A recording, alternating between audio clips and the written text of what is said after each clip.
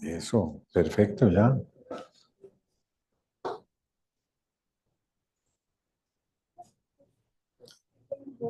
Según cuenta, se está grabando. Bueno, bienvenidos.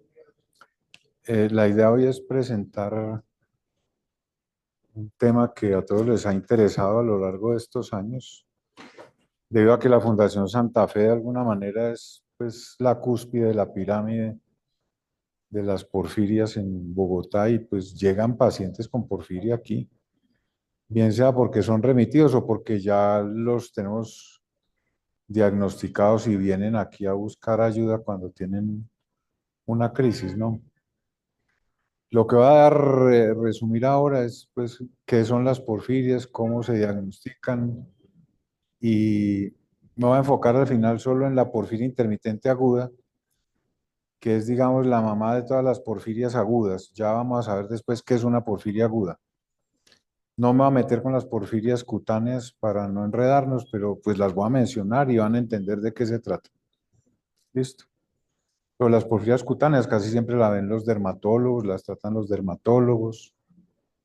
A veces los hematólogos excepcionalmente llegan al servicio de urgencias porque de alguna forma no son tan críticas, ¿no? La siguiente, por favor,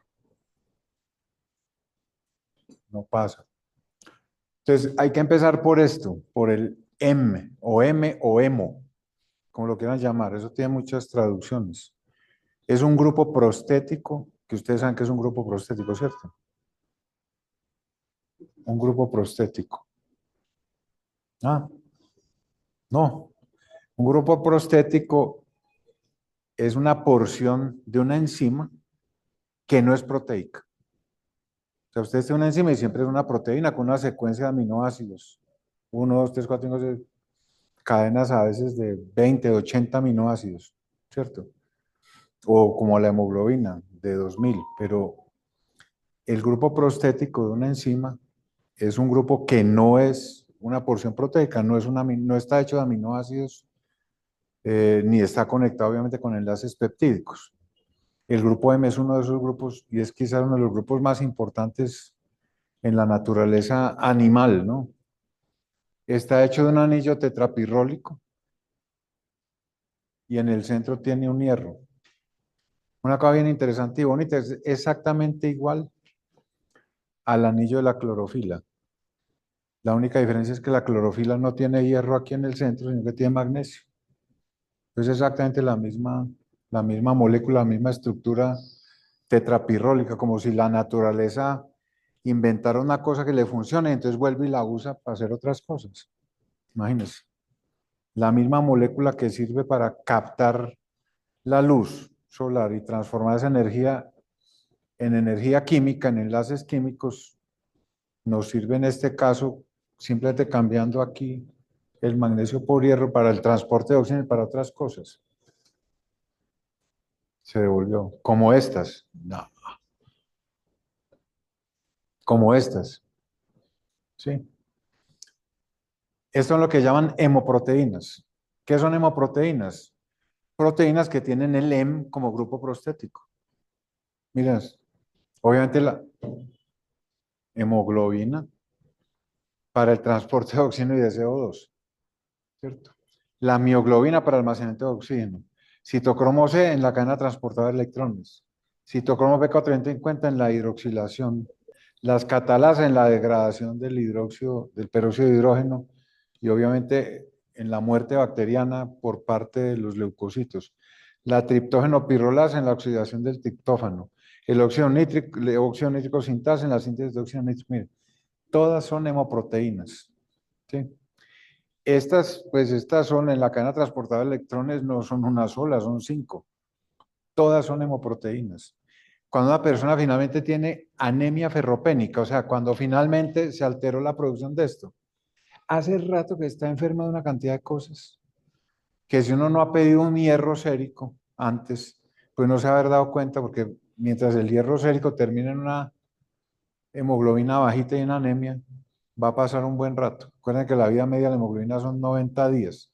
Entonces se puede demorar todavía mucho en que aparezcan las características típicas semiológicas o de laboratorio de la anemia, y mientras tanto hay una cantidad de cosas en las que el organismo está fallando, la persona se siente cansada, agotada, somnolienta. Buenos días. Entonces, todos estos son ¿sí? Hemoproteínas. La siguiente. Y ya vieron pues cómo era el heme, era ese anillo tetrapirrólico con un hierro en el centro.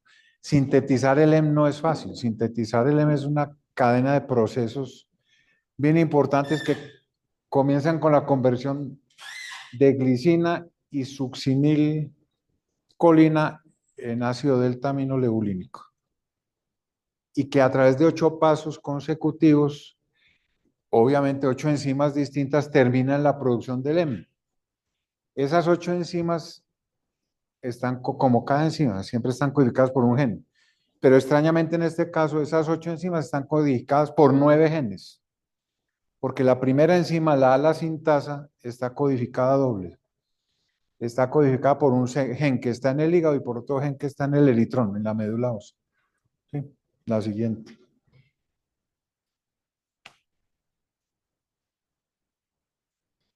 La primera enzima y las últimas 3 están en la mitocondria. Y todas las otras enzimas están en el citosol. La siguiente. Aquí las ven. Estas son las enzimas, perdón, estas son las enzimas y estos son los pasos secuenciales que se dan de transformación de una sustancia en otra. Comenzamos con la glicina y succinil-CoA. Glicina más succinil-CoA en presencia de ala-sintasa. Acuérdense que esta puede ser una o dos. Una que está en el eritrón, otra que está en el hígado. ¿Cierto? Se forma ácido 5-delta aminolebulínico. Un ácido 5-delta aminolebulínico con otro. O sea, 2 ácidos delta aminolebulínicos juntos en presencia de ala de hidratasa. Se forma porfobilinógeno. El porfobilinógeno, 4 porfobilinógenos, 4, en presencia de la porfobilinógeno de aminasa, o también se llama hidroximetilvilano sintasa. Pues una enzima se puede llamar según el sustrato o según el producto, ¿no? Esta enzima se llama indistintamente porfobilinógeno de aminasa o hidroximetilvilano sintasa. 4 porfobilinógenos en presencia de esa enzima forman el hidroximetilvilano. Y de ahí siguen las otras enzimas, lo que hacen es ir agregando cosas, decarboxilándolo y después oxidándolo y después finalmente metiéndole un hierro que es la ferroquelatasa. ¿Sí? Estas que están en gris son las que están en la mitocondria, las que están en fondo blanco son las que están en el citosol plasmático. ¿Alguna pregunta hasta acá? Todo claro, la siguiente. Miren qué bonito, esta es la síntesis de porfobilinógeno. 2 moléculas de ácido delta aminolebulínico, ¿sí? Esta así y la otra es la misma molécula, exactamente, pero en espejo, se voltea, ¿sí? Por eso esta se llama la ala ácido delta aminolebulínico lado A y la lado P.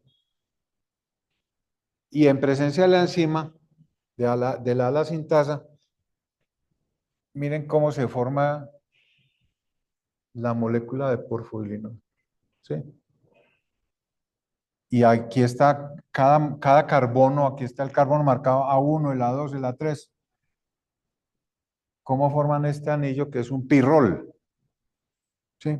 Y si cogemos 4 de esos, la siguiente, si cogemos 4 de esos, ¿cierto? Con la hidroximetilvilano sintasa se forma el hidroximetilvilano, que son 4 de esos pegados.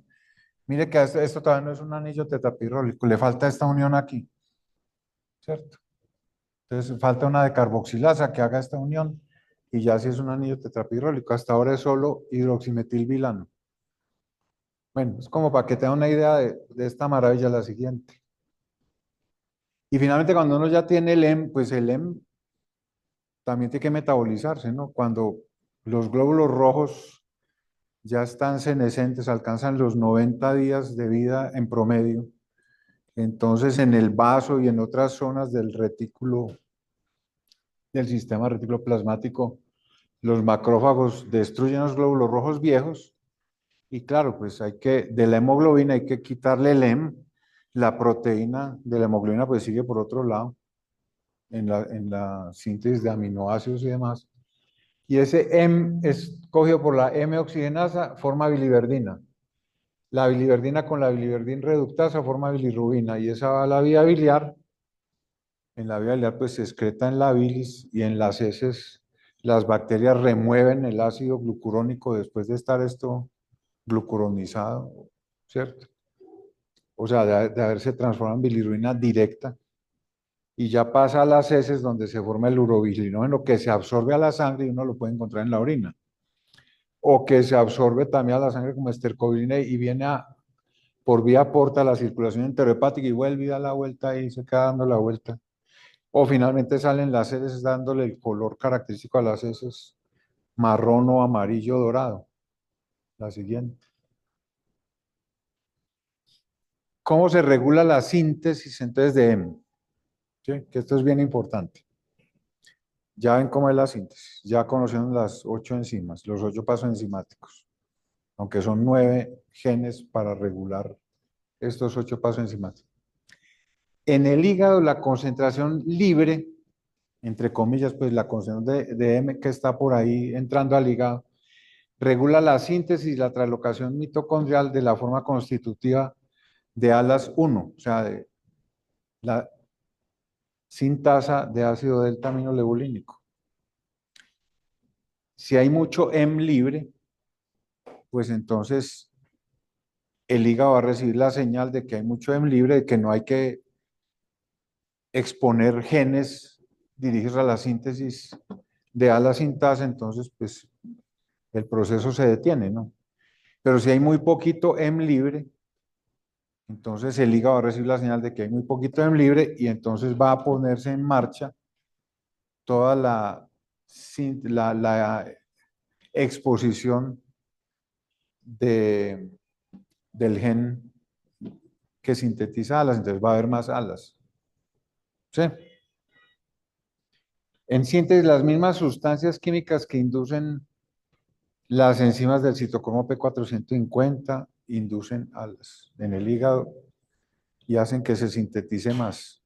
¿Queda claro hasta ahí todo? Porque esto va a ser muy importante después para que hablemos del tratamiento. ¿Sí? Entonces,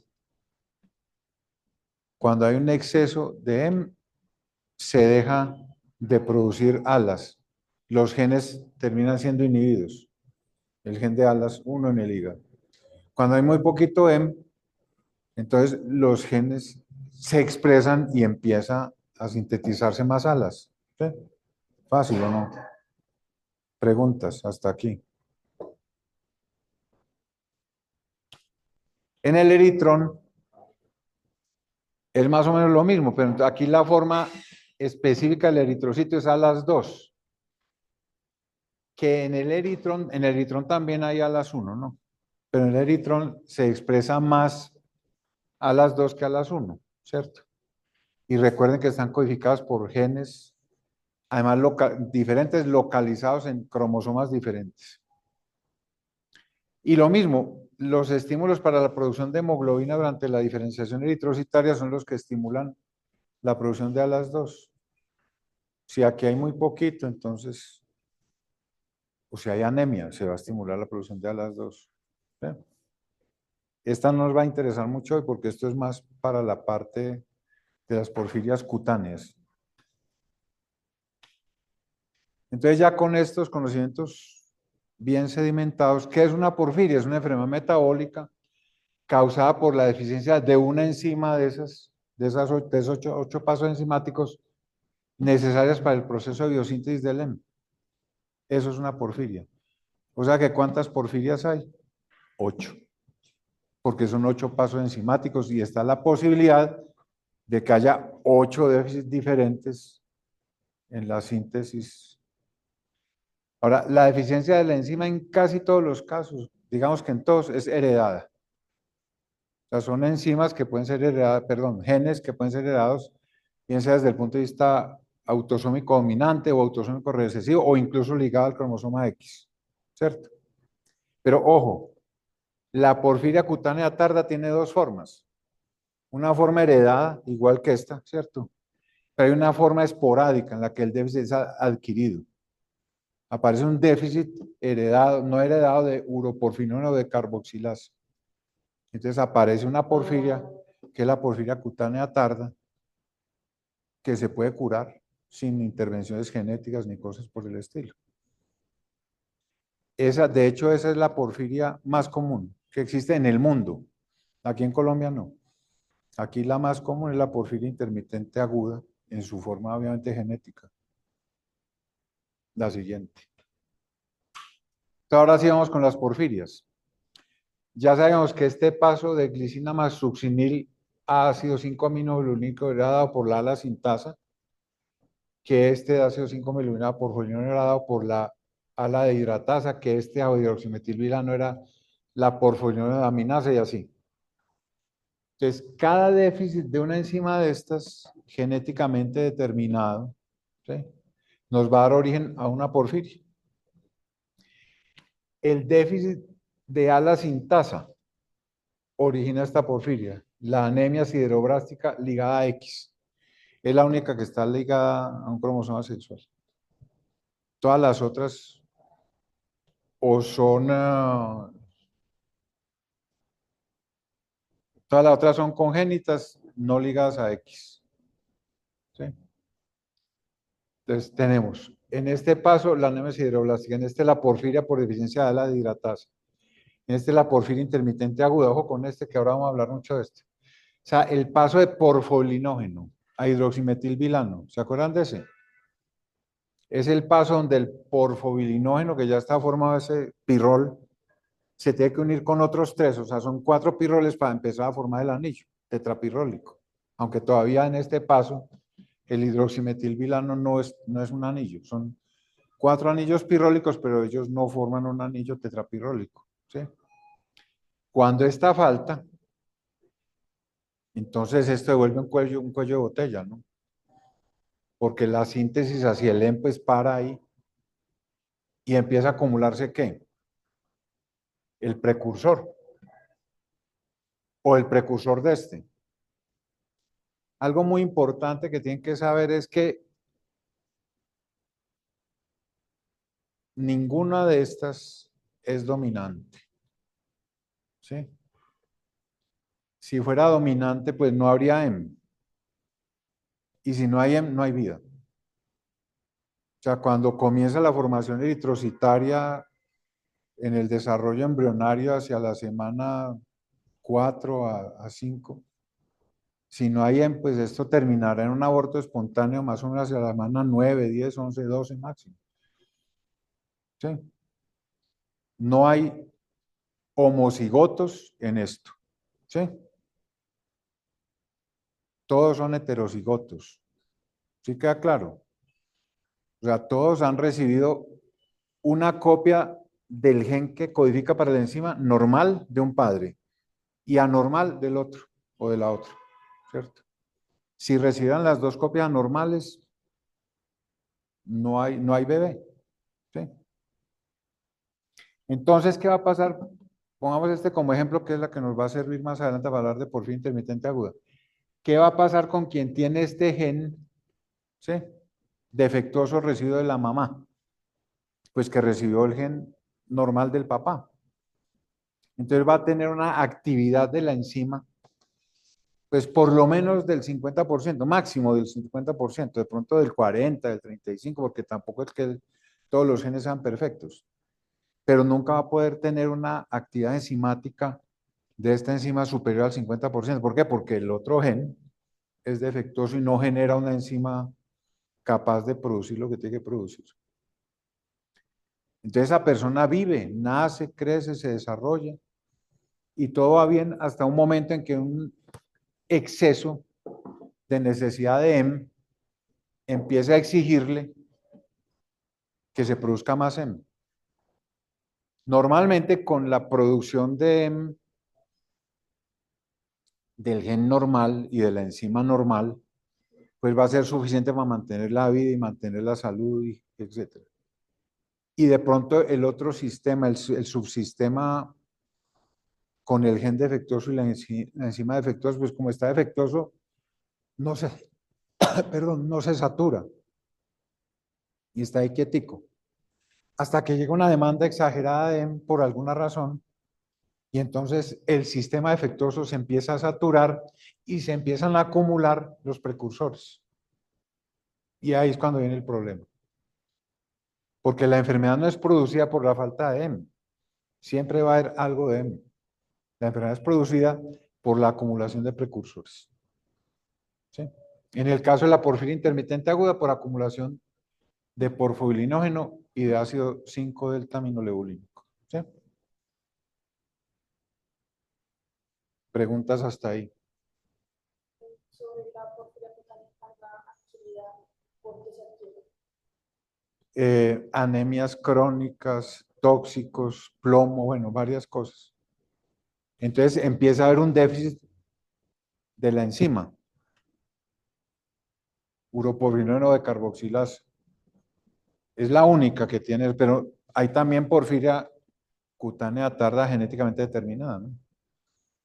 Pero está esa forma adquirida o esporádica, como también la llaman, que se cura si usted encuentra la causa y la elimina. Pero es la única, todas las demás son hereditarias. Muchos nombres, ¿no? Pues le pueden tomar foto o les dejo ahí para que lo roben, se lo lleven, lo pueden publicar, difundir, ¿cierto? Lo pueden transformar en otras cosas. Siga, por favor. Entonces, con todo ese montón de porfirias que vieron ahí, 8, viene, no, ni le tome foto. Que esto es para contarles que esto no se hace. Esto, o sea, esto es de un libro, ya se me olvidó el nombre. Laboratorio clínico, bueno, les dio por hacer esta clasificación. O sea, la gente se enredó porque, a ver, empezó por la historia.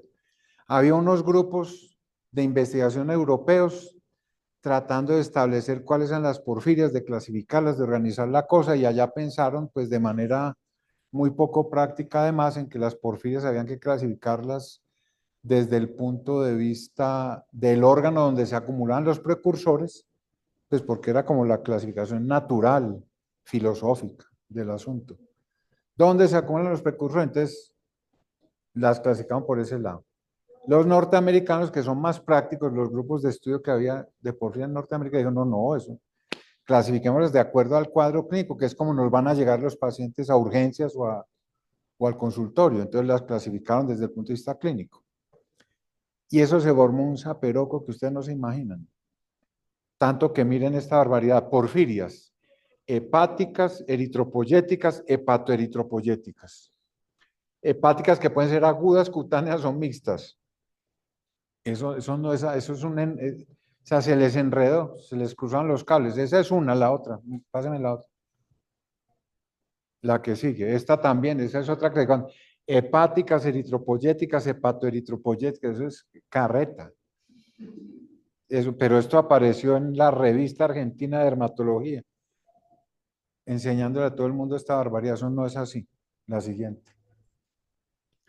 Las porfirias se clasifican dependiendo del sitio primario de sobreproducción y acumulación de porfirinas, ¿cierto? En hepáticas y eritropoyéticas. Hepáticas. En el hígado se acumulan los precursores. Sencillo, ¿cierto? ¿Cuáles son? La porfiria por deficiencia de 5-ala dihidratasa, la porfiria intermitente aguda, la porfiria cutánea tarda, la copoporfiria hereditaria y la porfiria variegata. Son 5.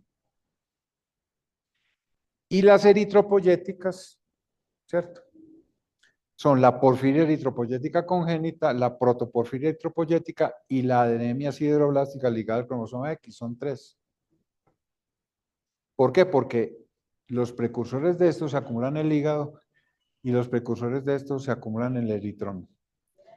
Es decir, si nos vamos atrás, estas dependen más de alas 1 y estas dependen más de alas 2, aunque el defecto esté finalmente en otras enzimas, pero de alguna manera van a tener que ver con eso, ¿sí? Los norteamericanos, entonces, que son más prácticos, como les conté, dijeron, no, eso clasifiquémoslo. La siguiente, por favor. Clasifiquémoslos dependiendo de las manifestaciones clínicas. En agudas, porfiria por deficiencia de 5A la dihidratasa, porfiria intermitente aguda, coproporfiria hereditaria y porfiria variegata. ¿Qué es lo contrario de agudas? Ah, crónicas, pero no, cutáneas.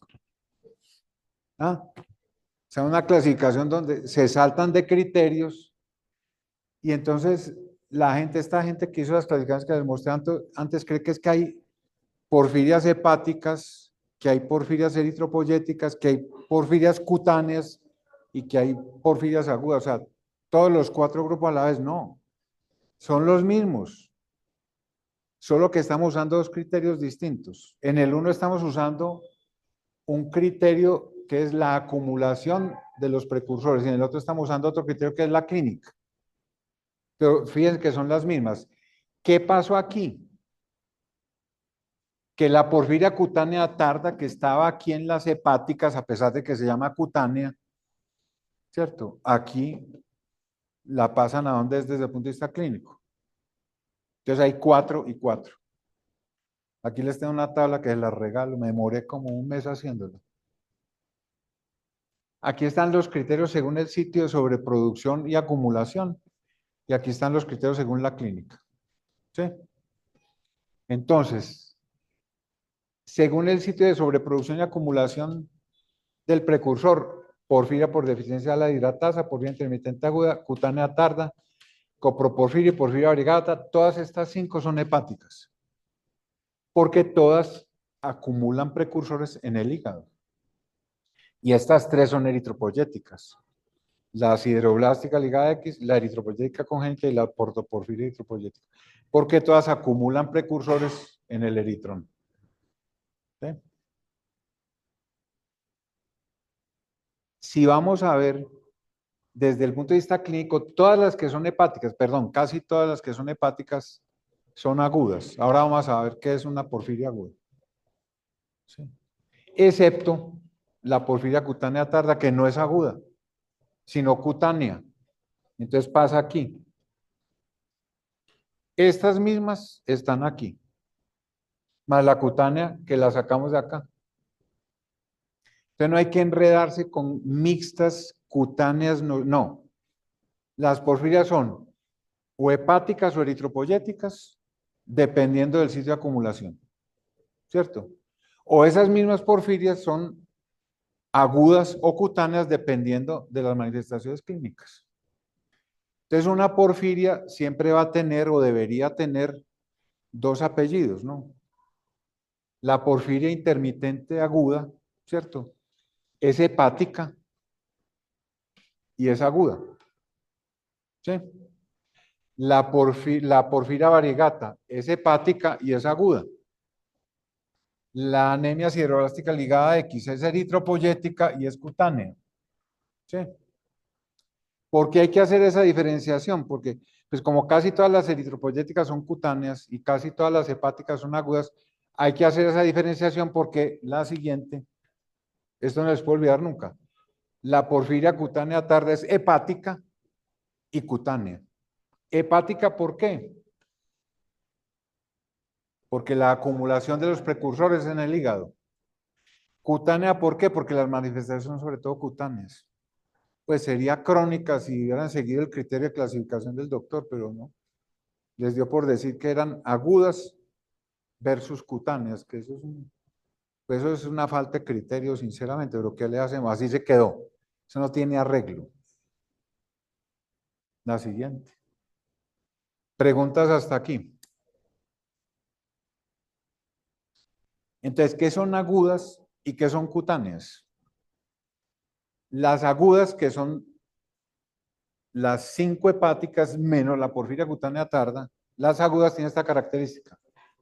Se presentan después de la pubertad y clásico, tiene unos síntomas neuroviscerales que algunos se atreven a llamar incluso neuropsiquiátrico-viscerales, porque hay muchos cambios mentales producidos por esto. ¿Sí? De hecho, uno de los pacientes que tenemos aquí, que a veces viene a urgencias, el hombre arrancó, muchacho, arrancó con una psicosis. Y a la mamá le dio por decir que era porque había fumado marihuana. Y pues de pronto ayudó, no sabemos, porque la marihuana sí puede disparar la crisis de porfiria. Pero él tenía una porfiria intermitente aguda, con manifestaciones psiquiátricas sobre todo y sin tanto dolor abdominal. O sea, lo de las vísceras es un dolor abdominal severo, producido por un daño axonal. Ojo, esto no es una enfermedad desmielinizante, esto es una axonopatía. El ácido delta aminoleucínico, precursor de todas estas, porque está al principio, se empieza a acumular, ¿cierto? Y va a dañar los axones, pero de manera directa. Y ese daño axonal que ocurre primero, pues yo diría que sobre todo porque son las fibras de dolor abdominal visceral, son sobre todo fibras no mielinizadas, peladas, fibras C, pues que son además delgaditicas, el daño ahí es mucho más rápido. Ahí es donde primero se presentan los síntomas. Pero después de eso vienen axonopatías en otros lados. Después del dolor abdominal empieza casi como una crisis ascendente, empieza a alterarse la fuerza y la sensibilidad a nivel de los miembros inferiores, después de los miembros superiores. No es raro que mucha gente confunda esto con un síndrome de Guillain-Barré, porque es ascendente, pero se les olvida el dolor. En el síndrome de Guillain-Barré no hay dolor. Ahora, si el paciente llega tardíamente a urgencias, ya cuando está medio en coma y medio fregado, de pronto ya no hay forma de que cuente que ha tenido mucho dolor abdominal. Y hemos tenido pacientes, no sé si recuerdan algunos a Judy Forero. ¿Sí? Judy Forero lamentablemente ya murió de complicaciones de todo esto. Pero el primer cuadro que ella tuvo lo atendieron en el Simón Bolívar, lo diagnosticaron como Guillain-Barré, estuvo intubada ya 15 días hasta que se le quitó el Guillain. Digamos que la tenían ahí intubada, dándole una oxigenación, nutrición parenteral, líquidos intravenosos, manteniéndola bien hidratada, pues se quitó la crisis de porfiria y le dieron salida como si iba a tener un Guillain-Barré hasta que un año después vino la siguiente crisis y ahí sí se estableció el diagnóstico. Pero no es infrecuente que eso ocurra. La siguiente, por favor. En cambio, las porfirias cutáneas se caracterizan porque en la piel, a partir del eritrón, se van depositando precursores que todos son, pues, porfirinas y protoporfirinas derivados de todo este sistema que cuando se exponen a la luz del sol cambian su arquitectura, su disposición y dañan la piel, lesionan la piel. Entonces, en este caso, incremento de las porfirinas totales del plasma y de la protoporfirina eritrocitaria. Esto es más o menos el cuadro clínico clásico de un paciente con una porfiria cutánea tarda. Donde le ha dado el sol, aparecen las ampollas. Y es posible ver zonas que ya están cicatrizando, ¿sí? Donde encima de la cicatriz vuelve y sale otra ampolla, solo por exposición solar. O incluso a la luz intensa de una alcoba, ¿no? Si conocen a Tatiana, ¿no la conocen? Ha estado otra vez en urgencias. No. Ah, Heidi Tatiana. Ella, siempre que le ponen Heidi Tatiana en la pared, coge un esparadrapo y ella misma tacha Heidi, lo tapa. Ella no le gusta que le digan Heidi. Bueno, Heidi Tatiana está otra vez en urgencias. Otra vez con crisis de porfiria. Ella tiene una forma de porfiria que creemos que es variegata porque también tiene algo de sensibilidad a la luz. No solo el cuadro de la porfiria aguda, sino que tiene también sensibilidad a la luz. Este sería cutánea pura, la siguiente. O sea, aquí están las manifestaciones. Eso era con respecto a la crisis dolorosa. Pero miren, las hepáticas, recuerden que las hepáticas son 5, porque en las hepáticas incluimos la porfiria cutánea tarda, porque la acumulación es en el hígado. Pero en cuanto a crisis neuroviscerales, esta y esta y esta y esta no. Por eso estas 4 son las que desde el punto de vista clínico se llaman agudas, porque tienen crisis neuroviscerales. De las eritropoyéticas, ¿cierto? Todas las test eritropoyéticas presentan cuadros de sensibilidad cutánea a la luz, sobre todo a la luz solar, además de la porfiria cutánea tarda, pero ojo, la coporfiria hereditaria y la porfiria variegata también tienen, además del cuadro agudo, también tiene manifestaciones más leves de fotosensibilidad. Son personas que se exponen al sol, a un poquitico de sol y florecen, se vuelven como un salmón en un minuto. O sea, no se pueden dorar nunca. Creo que le pasa mucho a las personas con piel muy blanca. Lo queda claro hasta aquí.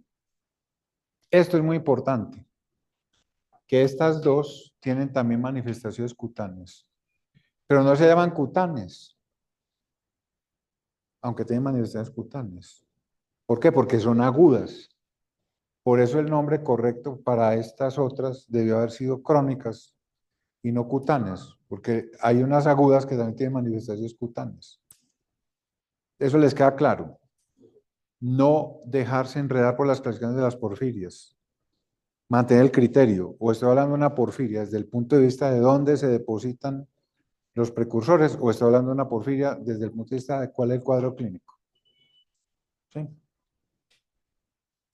Y desde el punto de vista genético, vamos a tomarlas según el sitio de acumulación de los precursores, para que nos quede más fácil. ¿Por qué? Porque según el sitio de acumulación de los precursores, todas son autosómicas dominantes, excepto la deficiencia de la dihidratasa, que es autosómica recesiva. ¿Sí? Es decir, porfiria intermitente aguda. Usted recibió de su papá un gen anormal y de su mamá un gen normal. Ese anormal, ese gen normal, perdón, ese gen anormal va a ser dominante y se va a expresar produciendo una enzima anómala. Pero como la otra enzima está siendo efectiva y generando EM sin problemas, pues no hay problema hasta que no se presente una situación en la que haya una demanda excesiva de EM. Y con respecto a las eritropoyéticas, podríamos decir, todas son autosómicas recesivas, menos esta que es la ligada X, pero en su nombre ya estaba dicho que era ligada X, ¿cierto? Esa es la genética más o menos de esto. Claro.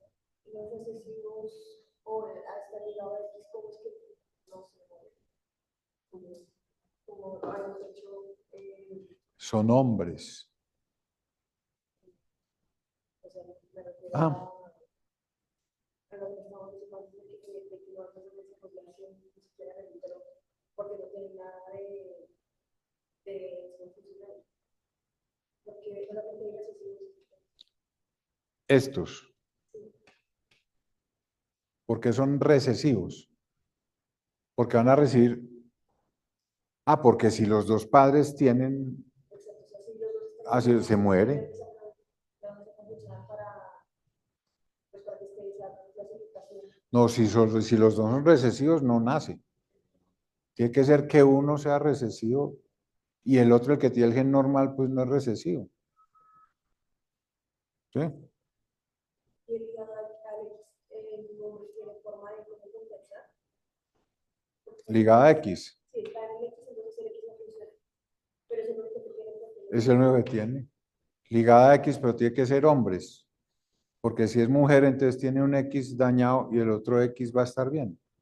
pues entonces el nombre tampoco sería viable. Un hombre con anemia sideroblastica ligada a X. No, este sí se desarrolla. Ya le muestro dónde está. Devuélvase. Harto. No, no, no tanto. Ah, sí, harto. Ahí. No, antes. Aquí.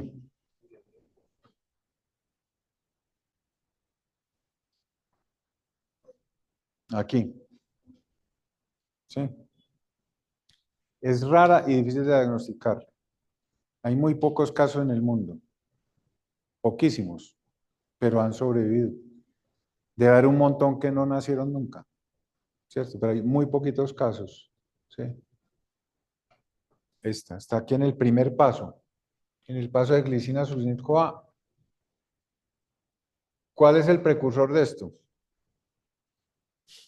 No existe. Entonces no se acumula ácido delta-aminoleucolínico, no hay daño neuronal, no hay daño axonal. O sea, no se acumula nada. Pero como está dentro de todo el proceso de producción, entonces se pone, de hecho antes la llamaban anemia sideroblástica, ligada a X. Hasta que ya hicieron esta organización y dijeron, no, pues que esto es una porfiria.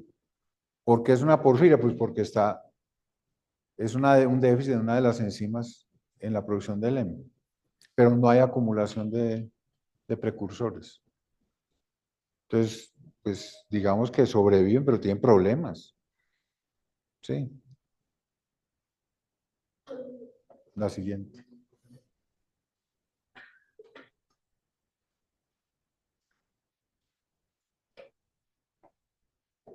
Íbamos ahí, sí. La siguiente entonces. Entonces ya quedó claro el diagnóstico. Perdón, quedó claro la clasificación. Preguntas hasta ahí fuera de esa tan capciosa. ¿No es posible un overlap de dos tipos de porfirias?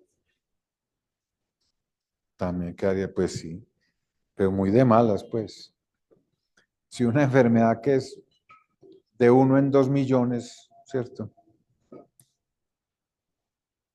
La posibilidad, pero claro, existe la posibilidad de que tenga dos porfirias. No, en esto hay de todo. Puede haber alguien que tenga dos porfirias de malas, ¿no? Claro.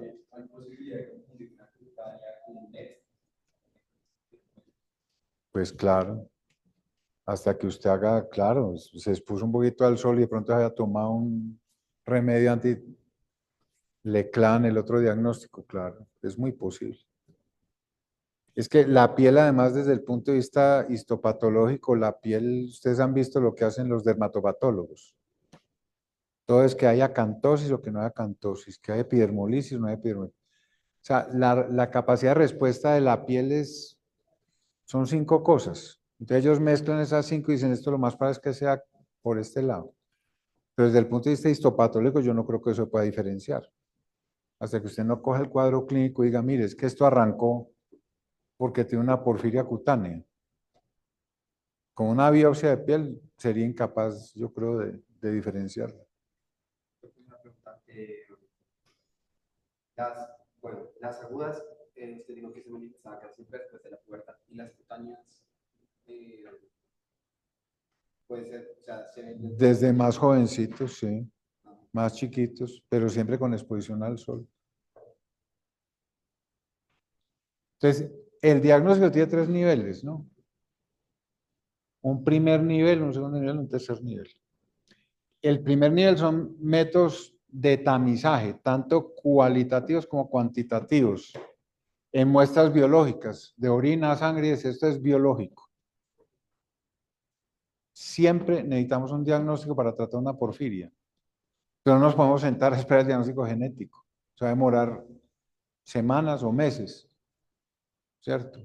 Entonces, no, que aquí estamos con esta niña esperando a ver si es porfiria intermitente aguda. Entonces no le vamos a poner la hematina porque no sabemos. No, eso no se hace. Si usted ya tiene la sospecha clínica y tiene una confirmación bioquímica, ¿cierto? Biológica, de que hay uno de los precursores está incrementándose de manera exagerada, hay que empezar el tratamiento. El segundo nivel es cuantificar la actividad enzimática. Recuerden que, por ejemplo, en la porfina intermitente aguda, ¿cierto? La metilvilanosintasa puede estar pues muy disminuida, nunca va a estar por encima del 50%. ¿Sí? Pero lo otro es analizar el gen que codifica la enzima. Esto es más útil sobre todo cuando usted tiene el caso índice y quieren saber si los hijos, los hermanos o los papás pueden tener la enfermedad. Entonces usted hace el estudio genético, pero no dejarse meter el dedo en la boca pues de las prepagas. Ah, no, yo no le voy a dar emina porque usted no me ha demostrado que eso sea una porfiria intermitente aguda. Pues sí, de pronto se lo demuestro dentro de un mes, pero ahora yo no me voy a sentar a esperar a que usted me dé el resultado para poder decir que tiene una porfiria intermitente aguda. Hay que empezar el tratamiento, si usted ya tiene esto. ¿Sí? ¿Sí? La siguiente. Entonces, en el primer nivel, en el nivel de tamizaje, pues son métodos que nos hablan de la presencia de cantidades anormales de precursores de porfirinas que se están acumulando. La siguiente, para mostrar esto. Entonces, en la orina, el método más sencillo es la observación directa de una muestra de orina con una lámpara de fluorescencia, la lámpara de Wood, que pronto nos va a decir, mire, eso hay una fluorescencia extraña. O el método más antiguo y sencillo, que es dejar la orina expuesta a la luz del sol y ver si cambia de color, que se llama melanuria, no es coluria. No es coluria porque eso no es bilirrubina, ni es hematuria, aunque sea negra, porque eso no es sangre. Se llama melanuria, que es un color casi negro de la orina, más bien púrpura. De hecho, el nombre de esto nació de ese color púrpura de la orina, pero pues cuando le iban a poner el nombre de púrpura a estas enfermedades, ya el nombre de púrpura estaba siendo usado para una serie de alteraciones plaquetarias que producen esa misma coloración púrpura con petequias y quimos en la piel. Sí. ¿Cómo se diferenciaría? ¿Se puede diferenciar químicamente un seno de pigmentoso a una cutánea? ¿O algo de lo que es ante la exposición? Pues necesita tiempo. Clínicamente no creo. Toca hacer los exámenes. Toca hacer estos exámenes de lo que vamos a hablar ahora. Entonces, observación directa de una muestra de orina o el test de Hedge. Se los voy a enseñar para que lo usen en el rural. La siguiente. El test de Hedge es una prueba cualitativa, no es cuantitativa. Una prueba sencillísima. Permite hacer el diagnóstico en minutos de si hay porfolinas en la orina. No es cuantitativa, no le va a decir cuánto, pero le va a decir aquí hay. Se usa el reactivo Ehrlich. Cualquier químico farmacéutico, cualquier bioquímico les puede hacer esto, que es 2 gramos de P-dimetilamino benzaldehído diluidos en 100 mililitros de ácido clorhídrico 6 molar. Esto cualquier químico les arma eso en un minuto. ¿Sí? Y eso en el refrigerador a 4 grados centígrados les puede durar 6 meses, les puede durar todo el rural. ¿Sí? Eso se llama el test de Hedge, se hace con el reactivo Ehrlich. Ya está la composición, la siguiente. Entonces, ¿usted qué hace? Coge el reactivo, ¿cierto? Un tubito con el reactivo y a ese reactivo le añade 1 o 2 gotas de orina fresca del paciente, protegida de la luz. ¿Sí? Y si ahí hay porfolinógeno, la siguiente. Aquí está el testigo de la orina del paciente y aquí está. ¿Sí? Sencillo, ¿o no? Usted ya puede decir, ahí hay porfolinógeno, yo le voy a empezar emina, porque tiene dolor abdominal, porque tiene hiponatremia, porque tiene un trastorno neuropsiquiátrico. ¿Sí? No me voy a sentar a esperar a que me den el diagnóstico genético. La siguiente. En sangre, pues hay cuantificación de porfirinas totales en sangre, barrido espectrofluorimétrico, hay 1000 pruebas para eso. La siguiente. En heces también hay cuantificación de porfirinas en heces. La siguiente.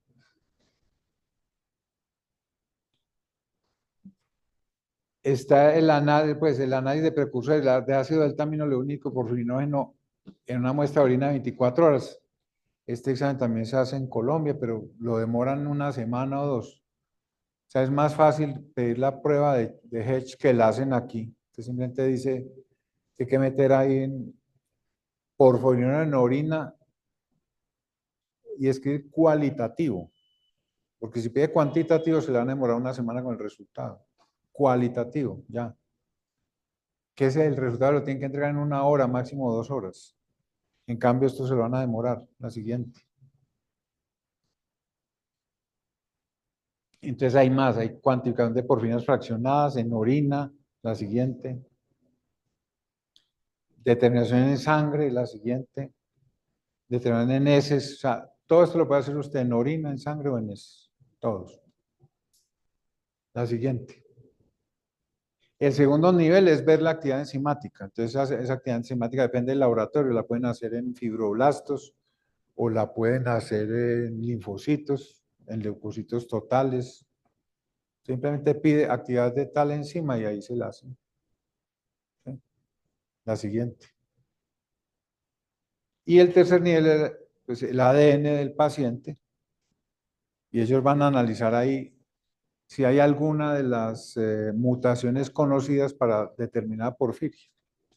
Ahí hay problemas es porque si usted pide específicamente para cierta porfiria, pues de pronto le dicen no, negativo, y resulta que es que ellos están mirando una base de datos donde hay, qué sé yo, 300 mutaciones ya codificadas para cierto gen, pero es que esta puede ser la 301.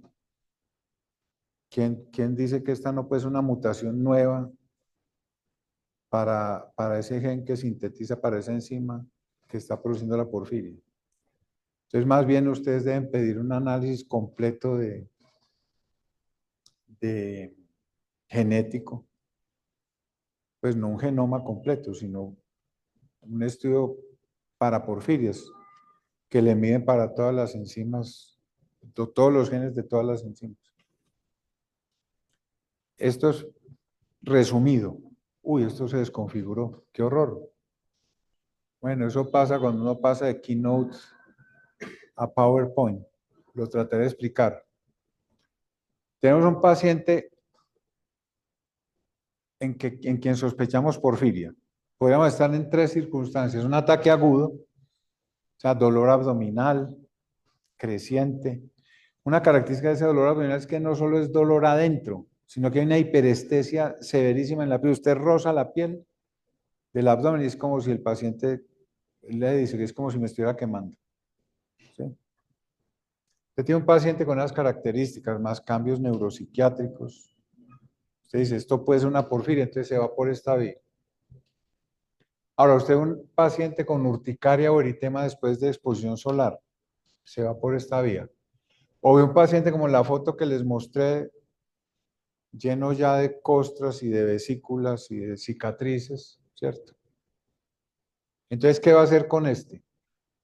A este del ataque agudo le tiene que pedir ácido delta amiloleucínico y porvinone, la prueba rápida, pero ya cuando tenga forma, ya inicia el tratamiento, pedir la orina en 24 horas. Si es normal, entonces no tiene porfiria intermitente aguda. Si está alto alguno de estos dos, entonces hay que pedir porfiriano de aminasa eritrocitaria y el perfil de porfirinas en heces para poder hacer la diferencia entre una porfiria intermitente aguda, una coporfiria hereditaria o una porfiria variegata. Eso lo hace con esto. ¿Sí? Pide estos exámenes para no pedirle todo de una vez al pobre paciente. Acabamos con el sistema de salud. Si el paciente tiene urticaria o eritema después de exposición al sol, entonces usted pide protoporfirina eritrocitos. Si está normal, excluye la protoporfiria eritrocitaria.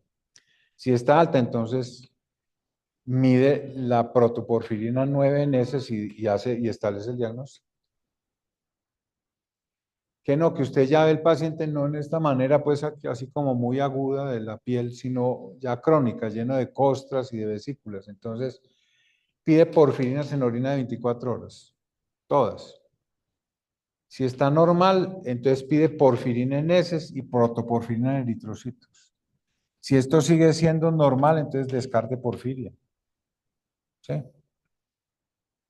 Ahora, si esto está alto, entonces hay que hacer en el cromatograma o en las heces o en la sangre para buscar porfiria cutánea tarda, porfiria variegata, coproporfiria hereditaria o porfiria eritropoyética congénita. Ese es fácil, pero se desconfiguró. Después se los... Pero no, las flechas se ven más o menos como son. ¿Sí? ¿Queda claro? La siguiente. Entonces va a hablar de la porfiria intermitente aguda. Esto que va a decir se aplica a todas las porfirias agudas. ¿Sí? que son las mismas hepáticas menos la cutánea tarda. Las porfirias cutáneas se las dejamos a los dermatólogos y a los hematólogos. La porfiria intermitente aguda es autosómica dominante. Es hepática y es aguda. ¿Sí? Todos son heterocigotos. Solo hay 2 o 3 casos de homocigotos documentados con manifestaciones desde la infancia.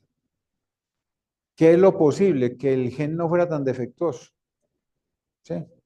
Y que algo alcanzara ahí a producir de M. Pero tenía defectos en los 2 genes, pero no exageradamente defectuosos. Doctor Saltarín, mucho gusto. Bienvenido. Es más frecuente en la península escandinava y en Gran Bretaña. Y de ahí, pues, en todas las zonas donde ha habido colonización por la Gran Bretaña, pues se nota, o por escandinavos, incluso de daneses en Groenlandia, o Suráfrica, ¿sí?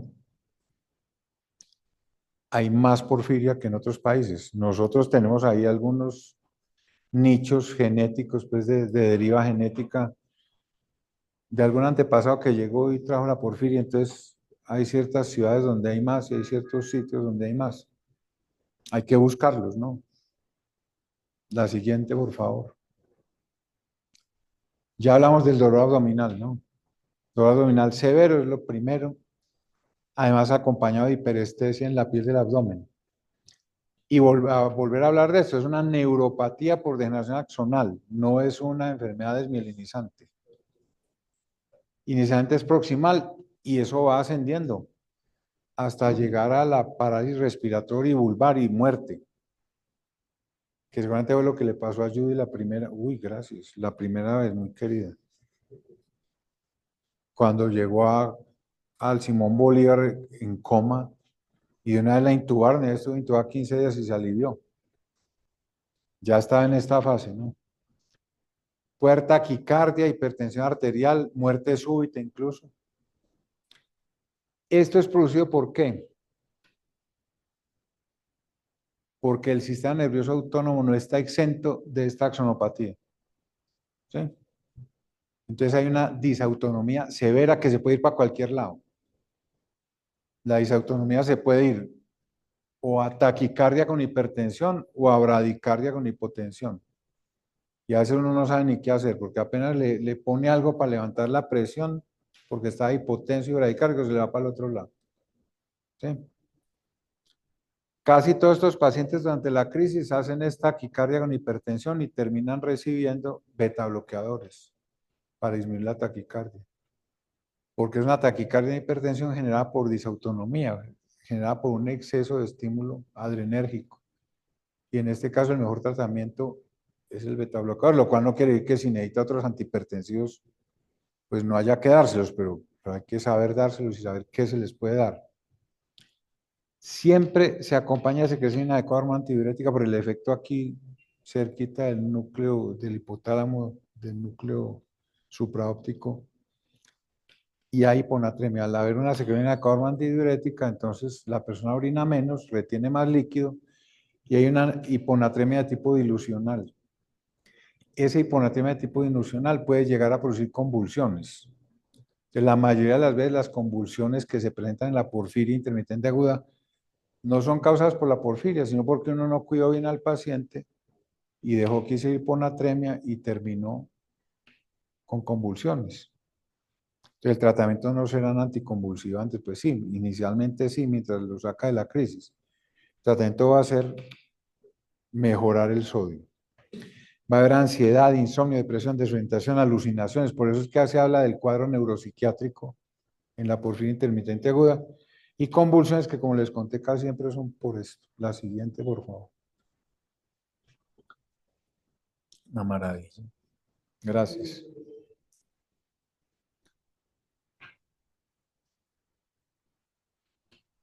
¿Cuáles son los factores que generan la crisis? O sea, todos los factores que inducen a la sintasa hepática.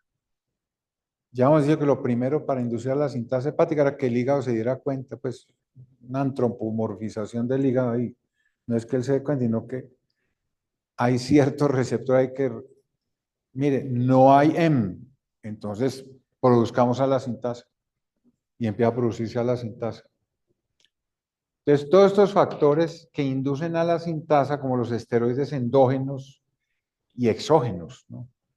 Estrógenos y progestágenos, píldoras anticonceptivas, la menstruación. Hay mujeres que tienen porfiria intermitente aguda con crisis catameniales, con crisis cada vez que tienen la menstruación. ¿Sí? Como esta niña que está allí, como Heidi, como le gusta llamarla a ella. Heidi tenía crisis catameniales antes de porfiria. Entonces, ¿qué hace? ¿Qué encuentra unos niveles urinarios y plasmáticos elevados de ALA y de porfolinógeno? Y niveles de actividad de hidroximetilvilano sintasa por debajo del 50% de lo normal. Y en la actualidad conocemos 390 mutaciones en el gen que codifica para la hidroximetilvilano sintasa. Pero, o sea, uno no se tiene que confiar en eso, porque de pronto ustedes cuando vean la próxima porfiria va a ser la mutación 391.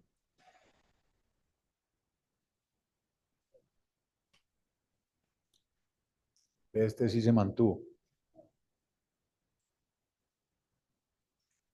Esta es la síntesis de todo. Aquí están cada uno de los pasos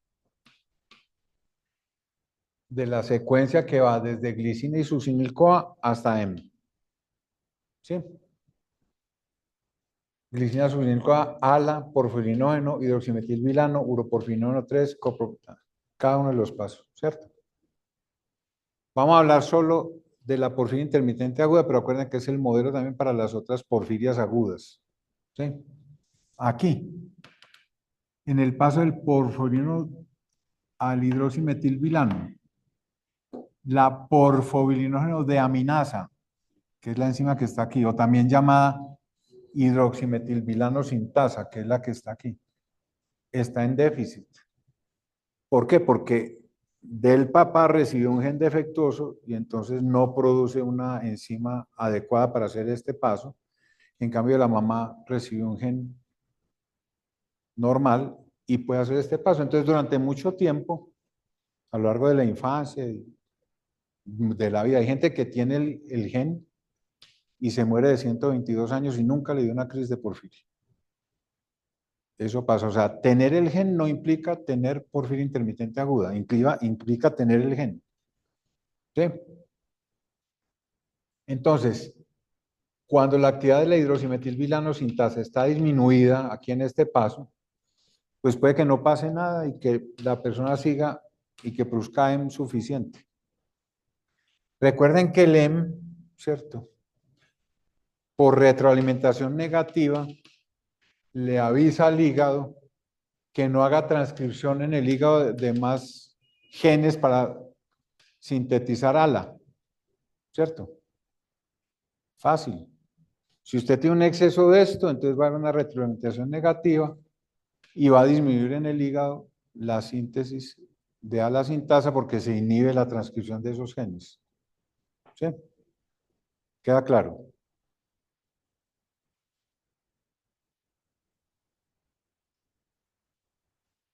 Pero si no hay M, si todo quedó atrapado aquí, haga cuenta un embotellamiento de tráfico y no pasa y no pasa y cada vez hay más trancón atrás y más porfirinol y sobre todo más ALA que es el que es axonotóxico, ¿sí? Y más ALA y más daño y más daño y no hay M.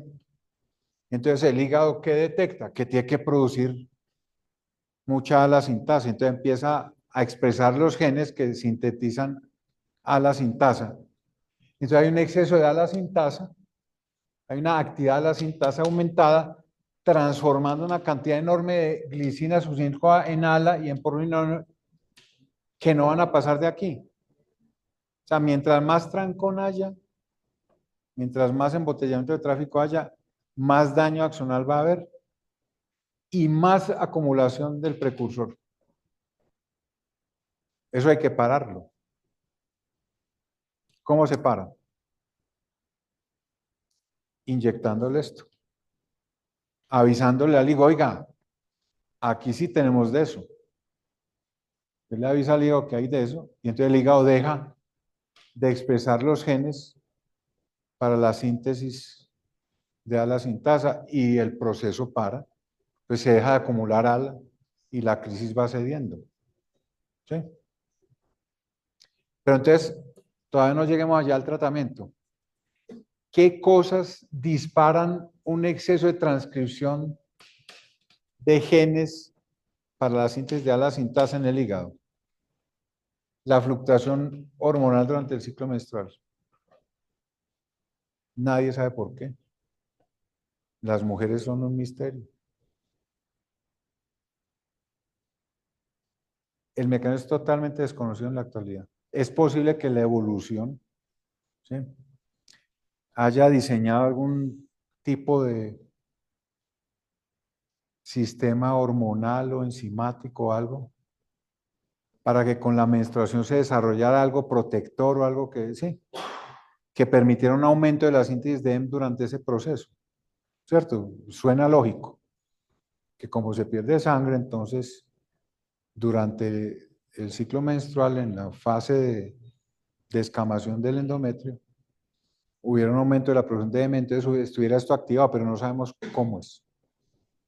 Algún día lo sabremos. El hecho es que, como les conté, hay mujeres con porfiria intermitente aguda que con frecuencia tienen crisis catameniales y se repiten a lo largo del año, 4, 5, 6 crisis, todas coincidiendo con la menstruación. Entonces, esto no sabemos, pero tenemos que estar pendientes de esto. Un mecanismo directo de estimulación de esto. Todos los medicamentos que son metabolizados por la vía del citocromo P450. Todos los medicamentos. Entonces hay que tener una lista de medicamentos. Ahora les muestro uno. Hay bases de datos mundiales dedicadas única y exclusivamente a eso. ¿Sí? Es un mecanismo directo. Un mecanismo indirecto, que es la activación de la M-oxigenasa hepática, infecciones y estrés emocional, pueden llevar a una crisis de porfiria intermitente aguda. Un consumo de M exagerado, pues sangró, ¿cierto? Le tuvo una úlcera y sangró. Bueno, el embarazo, porque hay que meterle M al bebé, ¿cierto? Meterle hemoglobina al bebé. Hierro, sobre todo. Alcohol y medicamentos por estímulo directo, y este que sí es bien interesante, que es los ayunos y las dietas hipocalóricas.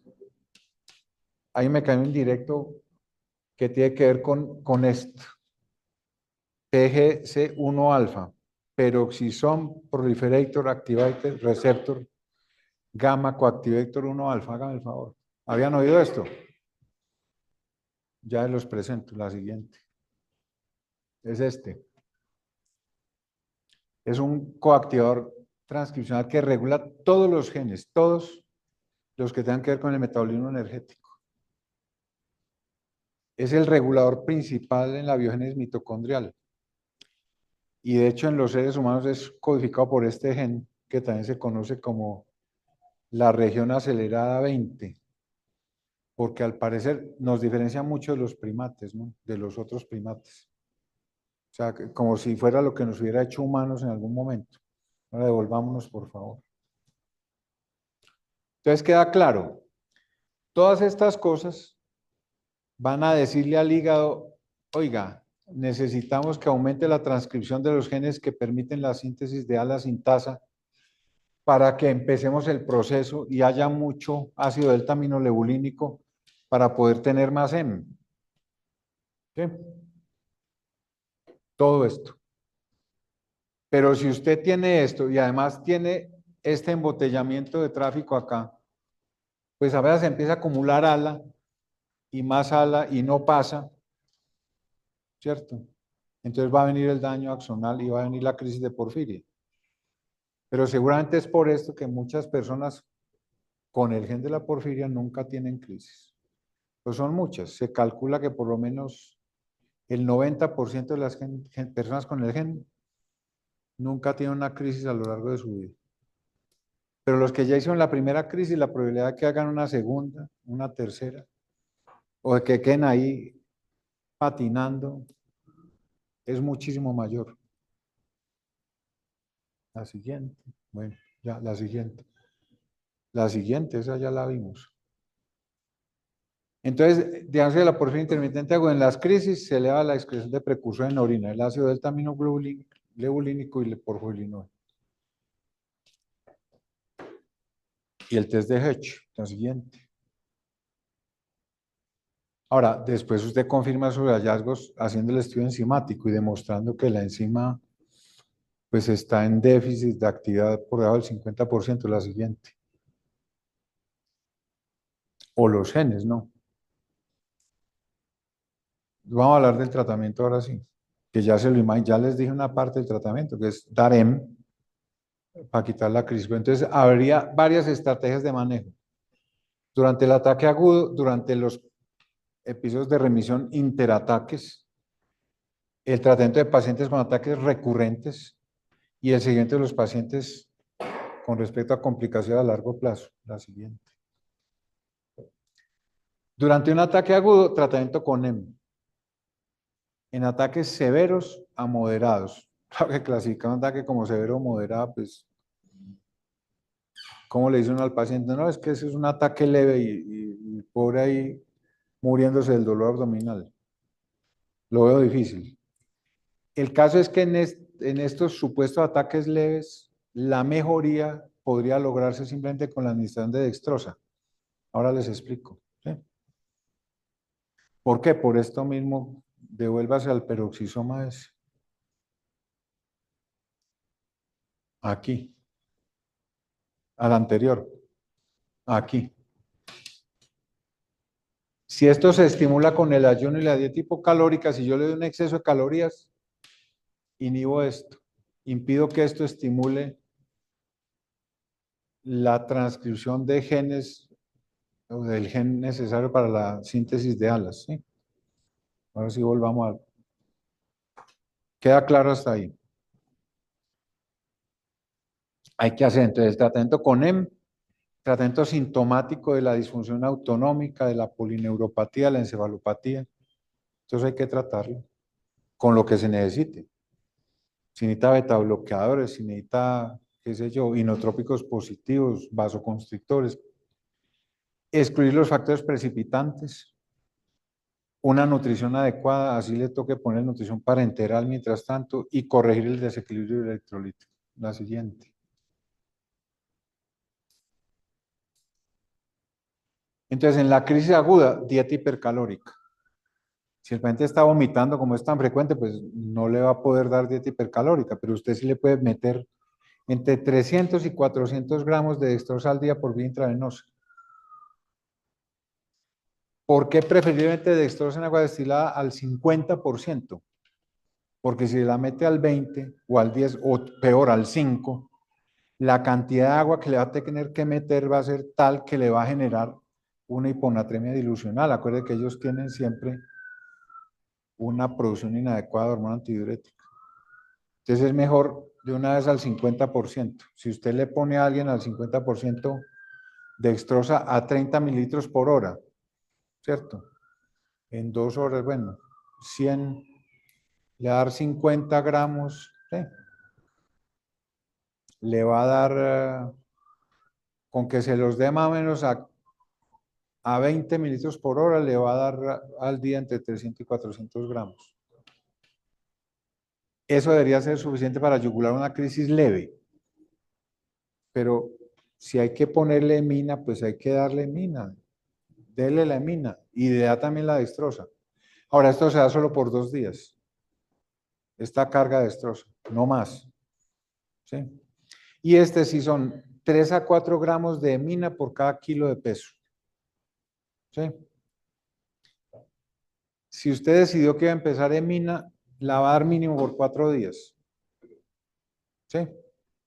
No la va a dar por un día o 2, no. La va a dar por 4 días. Así al otro día el paciente esté bien. ¿De acuerdo? Porque es para que mejore la crisis, que lo hidrató bien y todo eso, pero si usted suspende el tratamiento tan rápido, de pronto la crisis se reactiva.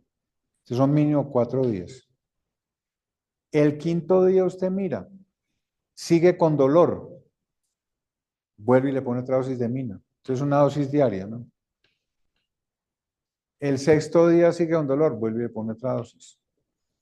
Y está autorizado a seguir mientras el paciente siga con dolor hasta el día 14. ¿Sí? Si el día 15, esa es una cosa un poquito arbitraria, pero si el día 15 sigue con dolor, usted podría considerar que ya el sistema está absolutamente saturado de hemina, de hem, como para que el hígado siga estimulando la producción de ala-sintasa. Entonces usted podría decir, no, ya el dolor que queda no es de crisis, este dolor que queda es secuela de la neuropatía tan severa que ha tenido. Entonces usted está autorizado el día 15 a ya no dar más hemina. Pero es entre 4 y 14 días las dosis de hemina. El costo de esto es alto. Son entre de 8 a 12 millones de pesos por ampolla, dependiendo del distribuidor. Entonces, hay que tenerlo en cuenta, ¿no? Darlo el mínimo tiempo posible, pero respetando al paciente y pensando que si tiene dolor, tiene dolor. Listo, la siguiente.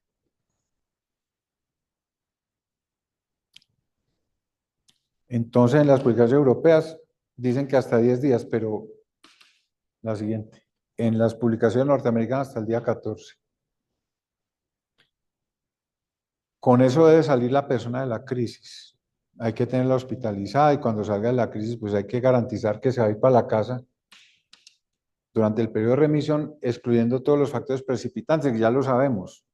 Hay ciertos medicamentos que los precipitan, hay ciertas, el ayuno y todas las cosas. Educar a los pacientes, a la familia de los pacientes y al médico de cabecera, porque el paciente seguramente no va a venir directamente aquí ni tiene acceso a venir aquí a los controles, sino que se va a ir a Mason a que lo vea el médico general de Mason, que es donde lo ven. Una cartica al doctor, mire doctor, esta persona tiene porfiria intermitente aguda y cada vez que tenga dolor abdominal o que tenga una crisis, entonces por favor remítalo acá. O hay que tener en cuenta que estos medicamentos, si le mandan una lista o le manda la dirección en la internet donde debe mirar para evitar dar medicamentos porfirogenéticos, ¿no? Entonces, informar sobre la lista de medicamentos, hacer el tamizaje de las mutaciones familiares, ¿sí? Y educar sobre factores precipitantes a los miembros de la familia que sean positivos para que nunca les vaya a dar. Los pacientes que tienen ataques recurrentes, pues hay que mirar muy bien el estilo de vida, qué es lo que está haciendo. O sea, que toma alcohol y no ha contado. Acuerden que el alcohol es un inductor, ¿sí? Evaluar la terapia hormonal en mujeres, ¿no? Mirar qué es lo que vamos a hacer. Se ha ensayado de todo, ¿no? En estos casos. Tratando, por ejemplo, de inhibir el ciclo hormonal. ¿Conocen sustancias para esto? Que trabajen allá. Inhibiendo la GnRH. A ver. No.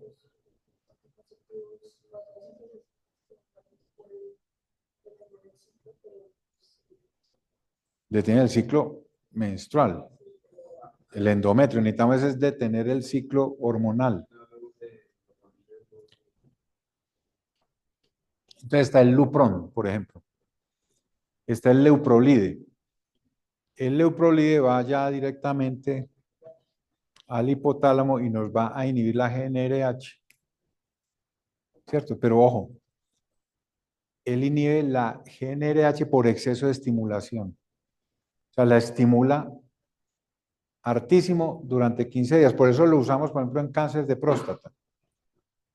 Se le inyecta al paciente, los primeros 15 días va a estar hiperestimulado, pero ya queda completamente inhibido y después le vamos a estar poniendo una inyección de estas cada 3 meses y entonces lo vamos a tener sin testosterona para que el cáncer de próstata no crezca, ¿cierto?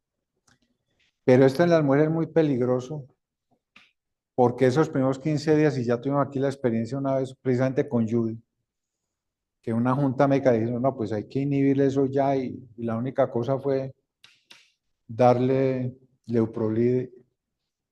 La crisis que hizo esa mujer durante los 15 días nunca la había hecho tan severa porque estaba hiperestimulada.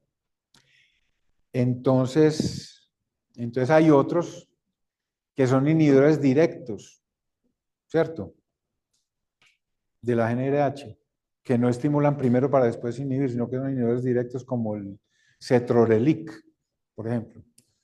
Cetrorelic lo usan los de reproducción asistida, lo usan para inhibir cuando han estimulado con hormonas la producción ovárica para tener lo que ellos llaman cosecha de óvulos, que hacen una laparoscopia y cosechan 15 óvulos a la vez para hacer fertilización in vitro, después a veces se les hiperestimula y quedan con un síndrome de hiperestimulación ovárica. Entonces tienen que frenar eso y lo frenan con Cetrorelic, pero Cetrorelic pues es una tableta de 150.000 pesos para dar 3 días, pero uno no podría mantener a estas mujeres con Cetrorelic el resto de la vida a 150.000 por el día. ¿Sí? Entonces es un problema serio. Se ha ensayado de todo, el dispositivo intrauterino y con hormonas inhibidoras ahí de la menstruación, pues eso inhibe la menstruación, eso inhibe el ciclo hormonal, que también se ha ensayado. Tratamiento profiláctico con M, esto se ha ensayado, pero no hay estudios pues contundentes al respecto. Se ha ensayado y aquí tenemos una paciente que viene cada mes y le ponemos 2 ampollas de mina. Vive en Bucaramanga. Y le ha ido bien. Los últimos 3 años ha estado sin crisis. Antes vivía con crisis a toda hora. Pero decir que es que se curó, que la hemos curado con esto, pues uno no puede jurar nada porque es un solo caso. Una golondrina no hace verano. En la actualidad hay un estudio dirigido por un doctor que hay en Texas, que es quizás la persona que más sabe de porfía intermitente, hago un estudio en los Estados Unidos, un estudio con control, un estudio controlado, donde están poniéndole a un grupo de personas emina cada 15 días y al otro grupo de personas una solución salina y coloreada para que parezca emina.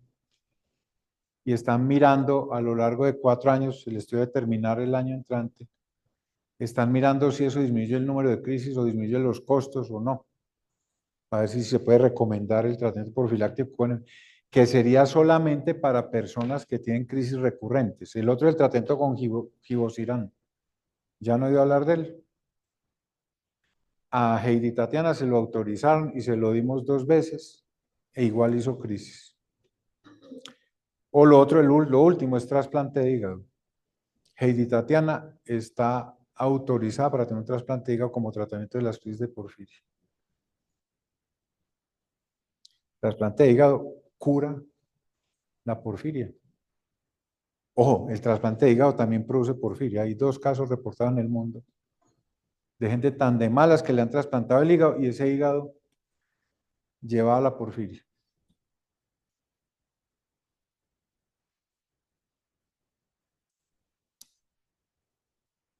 Ya vamos a acabar. Esto es para hablar un poquito de Givosiran, ¿no? Para que entendamos claramente cómo es que se hace lo del Givosiran. Es lo que llama SIRNA, ¿cierto? Terapias con AR pequeño de interferencia, siRNA. ¿Cómo se logra? Creando un fragmento de RNA bicatenario basado en un gen ya definido. Usted ya conoce el gen. Vamos a acabar con este gen. ¿Con cuál vamos a acabar? Con ALAS1. Entonces, ¿qué hacemos? Cogemos un fragmento de RNA bicatenario basado en ese gen. ¿Cierto? El RNA mensajero que codificaría para ese gen. ¿cierto? Entonces, se modifica para que sea resistente a las nucleasas. Ahora les muestro cómo. Y se deja un segmento de 2 nucleótidos libres al ladito, o sea, como corrido 2 nucleótidos, ¿cierto? En el extremo 3', para que sea el sustrato de esta enzima que es argonauta 2. Y en el otro extremo se añade N-acetilgalactosamina, que va a servir como receptor. Recuerden que antes, cuando hablamos de terapia génica, pensamos que no, que había que usar virus, ¿cierto? Para vehiculizar el gen y que el virus infectara la célula y le metiera el gen. Eso no es necesario, no es necesario usar virus para meter el gen. Si hay un receptor específico de cierto órgano como este, el receptor de N-acetilgalactosamina, usted puede usar eso para ponerle N-acetilgalactosamina en un extremo para que sea el hígado el que capture solamente el hígado, el que capture a través de ese receptor de cianoglicoproteína, capture este. Ya les muestro la siguiente. ¿Fácil o no? Entonces, cuando un sirna de estos de 20 a 30 ingresa a una célula eucariota, hay un complejo proteico que es dicer, que con otras proteínas de un ARN empieza a interactuar con el pedacito saliente de los nucleótidos, ¿sí? Y lo transfiere a este complejo silenciador inducido por ARN que se llama RISC.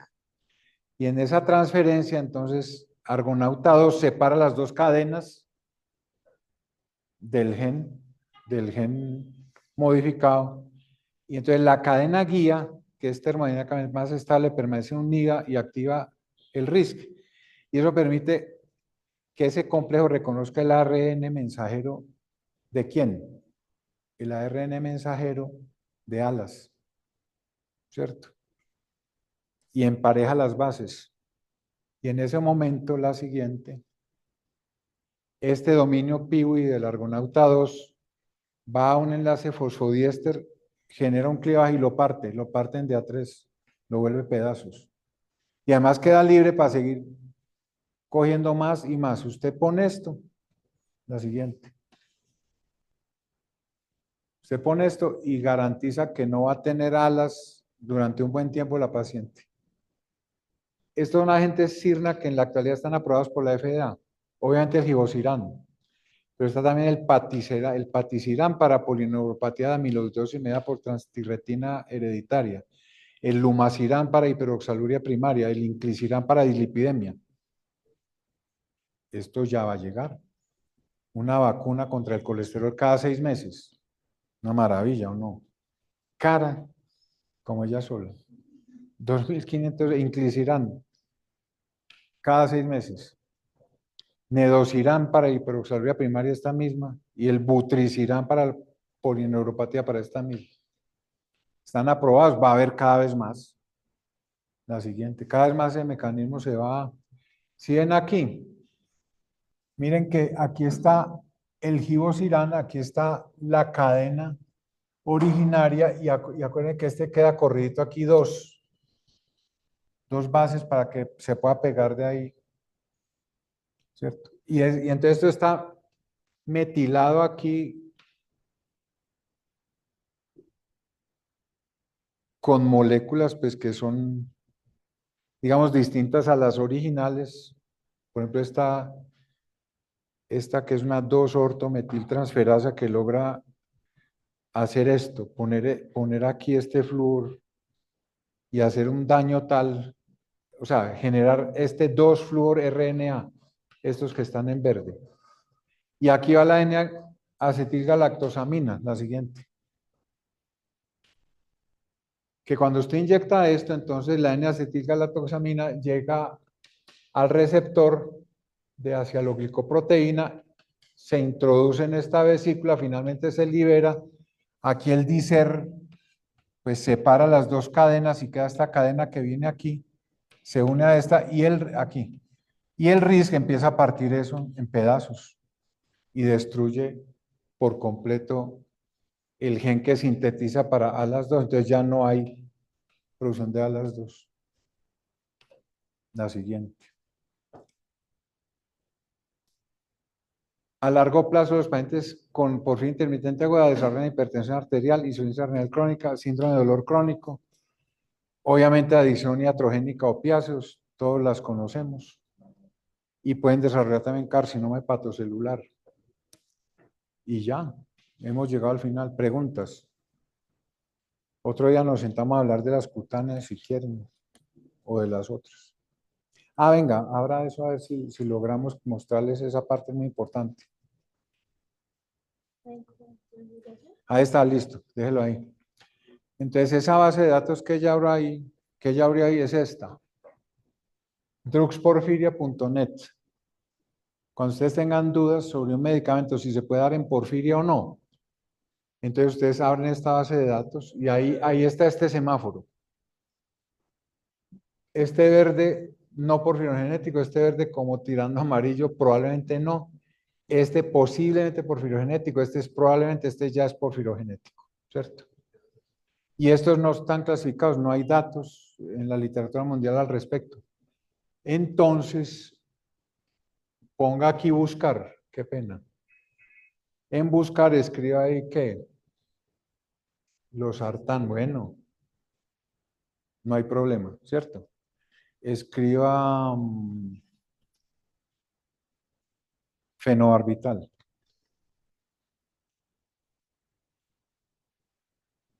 ¿Sí? Si uno sabe qué hacer. Ahora, ¿usted quiere saber por qué? ¿Dónde está esto? Ahí, eso. Ahí le explica por qué. Cargando. Eso. ¿Por qué el fenobarbital no se puede dar en porfiria? ¿Por qué hace esto sobre el citocromo P450? ¿Por qué hace esto? ¿Por qué hace esto? ¿Sí? Entonces, cualquier medicamento que ustedes le vayan a dar a un paciente con porfiria, primero miran en esa base de datos. Copien la dirección.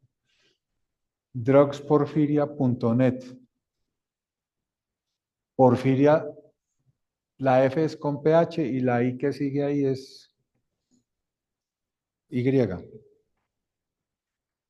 ¿Quedó claro? Bueno, gracias por la atención. Sigan así de juiciosos. Chao. Me voy.